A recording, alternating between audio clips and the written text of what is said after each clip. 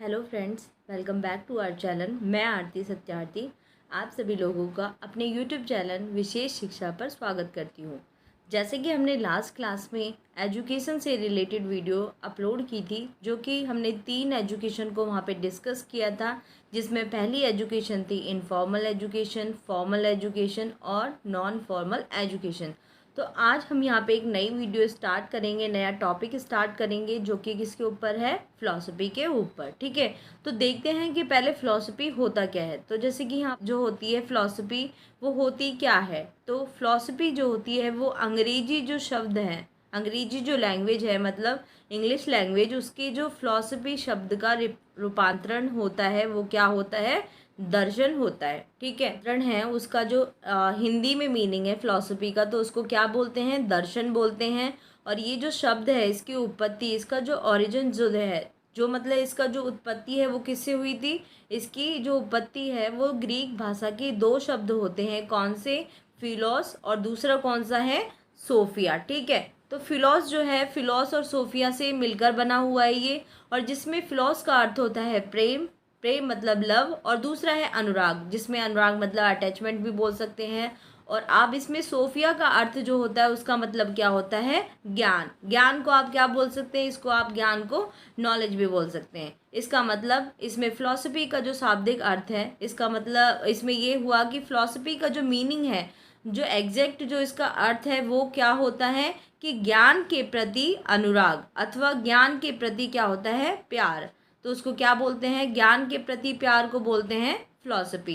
तो आपको यहाँ पे फ़िलॉसफ़ी, तो आप उसका मीनिंग ईजिली समझ गए होंगे। तो जैसे कि अभी हमने पढ़ा, ये कौन से शब्द से इसकी उत्पत्ति हुई, तो ग्रीक भाषा के शब्द से हुई, और 2 शब्द से मिलकर बना, जिसमें पहला था फिलोस और दूसरा कौन सा था, सोफिया।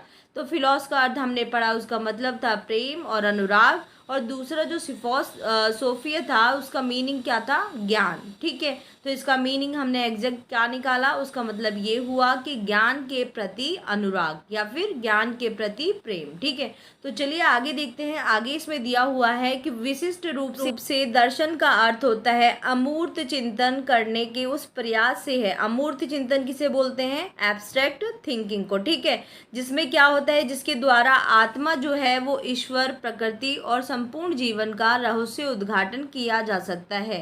ठीक है, तो इसमें ये पता चला कि जो फिलॉसफी होता है तो उसमें कौन सी जो चिंतन का यूज़ किया जाता है, तो उसमें अमूर्त चिंतन का यूज़ होता है। और जिसको अमूर्त चिंतन को हम इंग्लिश में क्या बोलते हैं, एब्स्ट्रैक्ट थिंकिंग। ठीक है, तो जिसके द्वारा इसमें जो है एब्स्ट्रैक्ट थिंकिंग में क्या क्या यूज़ होता है, आत्मा, ईश्वर, प्रकृति और संपूर्ण जीवन का जो रहस्य उद्घाटन है, मतलब जो संपूर्ण जीवन, जो हमारे दुनिया में, हमारे ब्रह्मांड में जो जीवन है, जो सभी का जीवन है, वो कौन से रहस्य पे इसका उद्घाटन हुआ है, तो वो सभी को किस में हम पढ़ेंगे, दर्शन शास्त्र में पढ़ेंगे। ठीक है, तो अब ये यहाँ पे ये लिखा हुआ है कि वास्तव में सत्य की खोज करना ही दर्शन है। तो दर्शन का मतलब क्या है, कोई सत्य की खोज करना। सत्य मतलब आपको पता होगा, सत्य मतलब कोई सच्चाई, सच्चाई की खोज करना ही क्या होता है, दर्शन होता है। तो दर्शन के संबंध में आपने देखा होगा कि बहुत सारे विद्वान हैं जिन्होंने अपने मत दिए। ठीक है, उन्होंने अपने अपने अपने राय दिए कि दर्शन ये होता है, कुछ लोगों ने कहा दर्शन ये होता है। तो अब हम यहाँ पे ये पढ़ेंगे कि दर्शन जो है, जो विद्वान है बहुत सारे, तो उन्होंने दर्शन के लिए कौन कौन से मत दिए। तो चलिए देखते हैं। इसमें पहले विद्वान का नाम है प्लेटो। ठीक है, प्लेटो के अनुसार अब हम देखेंगे कि दर्शन क्या होता है। तो हम इसमें देखेंगे कि प्लेटो के अनुसार दर्शन क्या है। अब जैसे प्लेटो के अनुसार उन्होंने क्या बोला कि जो व्यक्ति ज्ञान को प्राप्त करने तथा नई नई बातों को जानने के लिए रुचि प्रकट करता है, जो कभी संतुष्ट नहीं होता, उसे क्या बोलते हैं, दार्शनिक कहते हैं। मतलब उनका कहने का क्या मतलब है, कोई व्यक्ति, ऐसा पर्सन जो नॉलेज को प्राप्त करने के लिए, उसको गेन करने के लिए नई नई बातों, मतलब कोई मतलब उनको नई नई जो बात होती है उनको खोजने के लिए जो रुचि रहती है, उसे इंटरेस्ट रहता है, उन्हें लगता है कि इसके बारे में मुझे और नॉलेज होनी चाहिए, किसी और चीज़ के बारे में और नॉलेज होनी चाहिए, वो कभी भी संतुष्ट नहीं होता। उसे ये नहीं लगता कि जो इतनी नॉलेज है वो इनफ है। ठीक है, तो वो ये चाहता है कि जो मेरी नॉलेज है वो अभी मेरे लिए इतनी सफिशिएंट नहीं है। और उनको हमने इंग्लिश में क्या बोला, फिलोसोफर। ठीक है, तो जैसे कि यहाँ पे हमने पढ़ा कि प्लेटो के अनुसार दार्शनिक वो होते हैं जो ज्ञान के लिए नई नई बातों को खोज करने में रुचि दिखाते हैं, इंटरेस्ट दिखाते हैं, और वो कभी भी कोई भी जो नॉलेज है उसे संतुष्ट नहीं होते कि इतनी नॉलेज इनफ है, अब इसके आगे मुझे ज़रूरत नहीं है, ऐसा कुछ भी नहीं है। दार्शनिक जो है वो ये संतुष्ट कभी नहीं होते और बार बार नई नई खोज करने की कोशिश में लगे रहते हैं। तो चलिए अब दूसरे विद्वान का पढ़ते हैं। दूसरे विद्वान का नाम है शोपेनहावर। ठीक है, शोपेनहावर ने क्या बोला कि दार्शनिक कौन होते हैं, तो उनके अनुसार संसार का प्रत्येक व्यक्ति, मतलब जो भी हमारी दुनिया में जो जितने भी व्यक्ति हैं, तो हर व्यक्ति जो है वो जन्मजात दार्शनिक है। मतलब वो जन्म से ही जन्मजात मतलब वो नेचुरली जब उसका बर्थ हुआ तो तब से ही वो दार्शनिक होते हैं। ऐसा कुछ नहीं है कि उन्हें दार्शनिक बनने के लिए कुछ नया करना पड़ता है। वो जब उनका जन्म होता है तो वो दार्शनिक के साथ ही होता है। तो उनका मानना ये है कि प्रत्येक व्यक्ति जो होता है वो जन्मजात ही, मतलब जन्म से ही, बाय बर्थ ही वो दार्शनिक होता है। तो चलिए आगे देखते हैं। आगे इन्होंने बोला है दर्शयते इति दर्शनम। इसका मतलब क्या होता है, जो दिखाई देता है वही क्या होता है, दर्शन होता है। दर्शते इति दर्शनम मतलब जो दिखाई देता है वही दर्शन है। अब दर्शन शास्त्र के क्षेत्र में पश्चिमी दर्शन शास्त्रियों का सदा से ही अपना एक विशिष्ट स्थान रहा है। ठीक है, तो दर्शन शास्त्र जो होता है तो उसके क्षेत्र में एक पश्चिमी दर्शन शास्त्री जो जितने भी होते हैं उनका हमेशा से एक विशिष्ट स्थान रहा है, और विश्व की अनेक जितनी भी राजनीतिक, सांस्कृतिक, धार्मिक और शैक्षिक, ठीक है, इनमें जितनी भी क्रांतिकारियों के प्रारंभ हुए हैं तो उनमें जो दार्शनिक होते हैं, जो फिलोसोफर होते हैं, तो उनकी प्रेरणा रही है। उनमें हमेशा जितनी भी क्रांतियाँ शुरू हुई हैं, जितनी भी सामाजिक क्रांति हैं, चाहे वो धार्मिक हो, राजनीतिक हो या सांस्कृतिक हो, तो सभी आर्थिक क्रांतियों, इन सभी को स्टार्ट होने पर इन दार्शनिक की प्रेरणा रही है। तो दर्शन की प्रमुख पश्चिमी सत्यपरों का अध्ययन निम्नलिखित है। अब ये बताएंगे कि अब हमने ये पढ़ा कि दर्शन शास्त्र कौन होते हैं, अब हम ये पढ़ेंगे कि आदर्शवाद कौन है। आदर्शवाद मतलब इसका अर्थ क्या होगा, तो इसका अर्थ है जिसका अर्थ विचारवाद, जबकि दूसरे रूप से आदर्शवाद से है। इस शब्द का प्रमुख स्रोत जो है वो कौन है, जिन्होंने इनको दिया है उनको प्लेटो को माना जाता है। ठीक है, तो आदर्शवाद जो है वो सर्वप्रथम विचार पर बल देता है और उसके बाद पदार्थ पर देता है। ठीक है, तो चलिए आगे देखते हैं इसके बारे में। और आदर्शवाद जो है वो अध्यात्मक पर बल देता है। आदर्शवाद मतलब जो अध्यात्मक होता है उसको क्या बोलते हैं हम इंग्लिश में, स्पिरिचुअल। ठीक है, उसे ही अंतिम सत्ता मानता है। आदर्शवाद उसे ही अंतिम सत्ता मानता है।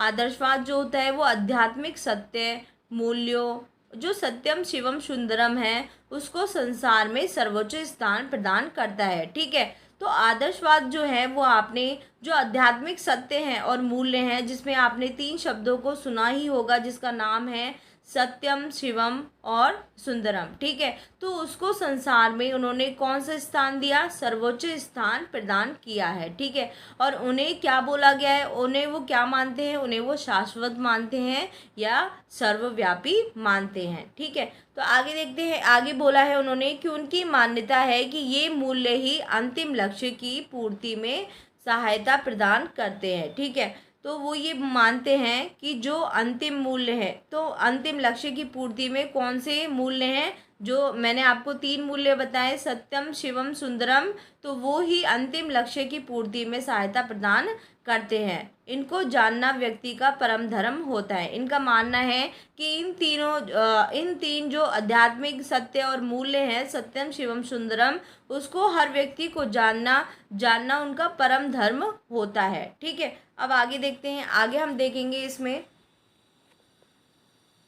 आगे है कि शिक्षा में आदर्शवादी विचारधारा के प्रवर्तक कौन कौन से हैं। कर्मेशियन है, पेस्टोलॉजी है, ठीक है, और कौन सा है फ्रॉबेल, उसमें कौन से हैं प्रमुख हैं, ठीक है। लेकिन अगर आदर्शवादी दार्शनिक में अगर भारतीय पूछें तो भारतीय जो आदर्शवादी दार्शनिक है कौन कौन से हैं, जैसे महात्मा गांधी हैं, स्वामी विवेकानंद हैं और महर्षि अरविंद और रविंद्रनाथ टैगोर इसमें मेन हैं। तो आप जैसे कि और जो विद्वान हैं जिन्होंने आदर्शवाद की जो डेफिनेशन दी वो कैसी है, J.S. रॉस के अनुसार आदर्शवाद क्या है, तो उनके अनुसार सत्यम शिवम और सुंदरम निरपेक्ष गुण और जिसमें से प्रत्येक अपनी आवश्यकता के कारण उपस्थित है और वो अपने आप में पूर्ण वांछनीय है, ठीक है। तो उनका भी यही मानना है कि सत्यम शिवम और सुंदरम जो है वो निरपेक्ष गुण हैं, जिसमें से प्रत्येक अपनी आवश्यकता के कारण जो जो उनकी आवश्यकता होती है उसी के कारण वो उपस्थित होते हैं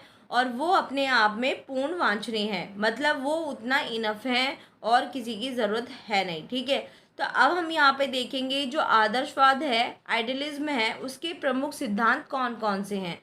तो चलिए इसमें पहला सिद्धांत पढ़ते हैं हम। पहला सिद्धांत यहाँ दिया हुआ है आध्यात्मिक मूल्यों का सिद्धांत। आदर्शवाद में दे रखा है आध्यात्मिक मूल्यों का सिद्धांत। तो अब हम इसमें पढ़ेंगे आध्यात्मिक मूल्य के सिद्धांत में क्या क्या आता है। जैसे कि इस यहाँ लिखा हुआ है कि आदर्शवादी मान्यताओं के अनुसार आध्यात्मिक मूल्यों का विशेष महत्व होता है, ठीक है। तो ये मूल्य कौन से होते हैं, ये मूल्य होते हैं सत्यम शिवम और सुंदरम, ठीक है। तो इसमें दे रखा है कि ईश्वर के साक्षात्कार के लिए इन मूल्यों को जानना अनिवार्य है। अगर हमें ईश्वर के बारे में साक्षात्कार मतलब उसको साक्षात मतलब उनको सत्य मानना है तो इसके लिए इन 3 मूल्यों को जानना बहुत ज़रूरी है। और इन मूल्य के पूर्व जो साक्षात्कार से ही ईश्वर का साक्षात्कार किया जाता है, मतलब पहले इन 3 मूल्यों का साक्षात्कार किया जाएगा, उसके बाद ही किसका किया जाएगा, ईश्वर का साक्षात्कार किया जाएगा। तो इस जो तथ्य है, इस तथ्य को ध्यान में रखकर इन्होंने किस पे बल दिया गया, विशेष महत्व किस पर दिया गया, आध्यात्मिक मूल्यों पर, ठीक है। जो कि 3 मूल्य हैं, कौन से हैं, सत्यम शिवम और सुंदरम। तो चलिए आगे देखते हैं। जो सेकंड जो इसका सिद्धांत है वो है आध्यात्मिक जगत का सिद्धांत। तो आदर्शवादी जो दार्शनिक हैं, जितने भी जो आइडियलिज्म जो फिलोसफर हैं, उन्होंने जगत को 2 पार्ट्स में डिवाइड किया। कौन से में, पहला इसमें दे रखा है आध्यात्मिक और दूसरा दे रखा है भौतिक, ठीक है। तो आध्यात्मिक जैसे कि आपको पता होगा स्पिरिचुअल, और जो भौतिक है उसको क्या बोलते हैं, फिजिकल, ठीक है। तो अब देखते हैं कि आदर्शवाद की मान्यताओं के अनुसार भौतिक जगत की मान्यताओं की अपेक्षा आध्यात्मिक जगत की जो अत्यंत आध्यात्मिक महत्व है, ठीक है। तो आदर्शवाद का मानना है कि जो भौतिक जगत की मान्यताएं हैं उसकी अपेक्षा उसकी मतलब उसके अगर उसमें देखें तो आध्यात्मिक जगत की अधिक महत्व है और भौतिक जगत की अपेक्षाओं की मान्यताओं के अकॉर्डिंग, ठीक है। तो वास्तव में आध्यात्मिक जगत ही सत्य, भौतिक जगत मिथ्या है। तो उनका मानना है कि जो आध्यात्मिक जगत है वो ही सत्य है और जो भौतिक जगत है वो क्या है, मिथ्या है, ठीक है। तो आगे देखते हैं। तो आदर्शवादी विचारकों के मत में जीवन का परम लक्ष्य इसी आध्यात्मिक जगत को समझना है। अब जो थर्ड जो हमारा यहाँ पे सिद्धांत दिया हुआ है वो कौन सा है, वस्तु और पदार्थ की अपेक्षा विचार का सिद्धांत। तो भौतिक जगत की जो प्रत्येक वस्तु का हमारे मन में एक विचार होता है, आदर्शवाद के अनुसार वस्तु की अपेक्षा विचार का अत्यधिक महत्व है, ठीक है। तो प्लेटो के अनुसार विचार जो है वो अंतिम सार्वभौमिक महत्व वाले होते हैं। यही वे परमाणु हैं जिसमें विश्व का निर्माण होता है और वो आदर्श और प्रतिमान है जिसके द्वारा उचित परीक्षा की जाती है और ये विचार अंतिम और अपरिवर्तनीय होते हैं। अब यहाँ पे हम चौथा जो पढ़ेंगे सिद्धांत वो कौन सा है, मन के महत्व का सिद्धांत। तो यहाँ पे हम पढ़ेंगे मन के महत्व के सिद्धांत में है आदर्शवादी विचारकों ने जो बाहर का संसार है उसकी अपेक्षा मन के जो संसार हैं, मन को जो है आत्मा को, मन को उन्होंने विशेष महत्व दिया। आदर्शवादी विचारकों ने उन्होंने कहा कि सत्य की प्राप्ति हम भौतिक जगत से ना करके हम कैसे कर सकते हैं, आध्यात्मिक जगत से ही कर पाना संभव होगा। तो इसमें जैसे अगला दे रखा है, अगला सिद्धांत कौन सा है, व्यक्तित्व के विकास का सिद्धांत। मतलब जो पर्सनैलिटी डेवलपमेंट का इसमें यहाँ पे सिद्धांत दिया हुआ है। तो हम इसमें पढ़ेंगे पर्सनैलिटी डेवलपमेंट के सिद्धांत में क्या है। आदर्शवादी व्यक्तित्व का विकास बहुत महत्वपूर्ण माना जाता है और उसके अनुसार व्यक्तित्व के विकास का अर्थ जो होता है क्या होता है, आध्यात्मिकता पूर्णता की प्राप्ति करना। तो आदर्शवाद मनुष्य के जो व्यक्तित्व के विकास के साथ साथ उसे किस पर बल दिया गया, वहाँ पे उसे सामाजिक विकास पर भी विशेष बल देता है। तो अगला हम सिद्धांत पढ़ेंगे अनेकता में एकता का सिद्धांत। तो जैसे आदर्शवाद है तो उनके अनुसार सभी वस्तुओं में भिन्नता पाई जाती है, ठीक है। सभी वस्तुओं में भिन्नता में एकता पाई जाती है। इसी एकता को ईश्वर के नाम से पुकारा जाता है। मतलब उनमें ये बोला गया है कि संसार की सभी वस्तु हैं तो उसमें भिन्नता में भी एकता पाई जाती है। तो वो एकता क्या है, इस एकता को क्या बोलते हैं, उसे ईश्वर के नाम से पुकारा जाता है। इसी एकता के द्वारा विश्व की जो समस्त वस्तुएं हैं वो चलायमान हैं। उनका मानना है कि जो एकता के द्वारा, जो ईश्वर के द्वारा जो है वो विश्व की, जो पूरे वर्ल्ड की जो समस्त वस्तुएं हैं, जितनी भी वस्तुएं हैं जो चलायमान हैं, इधर से उधर मूवमेंट कर सकती हैं, तो वो किसके द्वारा कर सकती हैं। इनका मानना है कि वो भगवान के द्वारा, ईश्वर के द्वारा ही कर सकती है। तो शिक्षा का यह दायित्व होना चाहिए कि प्रत्येक बालक को इस एकता का दर्शन कराएं और उसे ईश्वर के होने का आभास कराएं, क्योंकि इस एकता के आभास होने पर ही मानव जो है पूर्णता को प्राप्त करता है। तो ठीक है, तो उनका ये मानना है कि बालक को एकता का दर्शन कराएं और उन्हें ईश्वर के होने का अभ्यास भी कराएं, आभास कराएं कि हाँ भगवान होते हैं, क्योंकि एकता के आभास पर ही जो मानव पूर्णता को प्राप्त करता है। तो यहाँ पे ये वीडियो मैं अब यहाँ पर ख़त्म करती हूँ। और आज हमने पढ़ा कि आदर्शवाद क्या होता है, दर्शन शास्त्र क्या होते हैं और आदर्शवाद के हमने यहाँ पे सिद्धांत को डिस्कस किया। तो अगर आपको मेरी वीडियो अच्छी लगे तो लाइक करें, शेयर करें। थैंक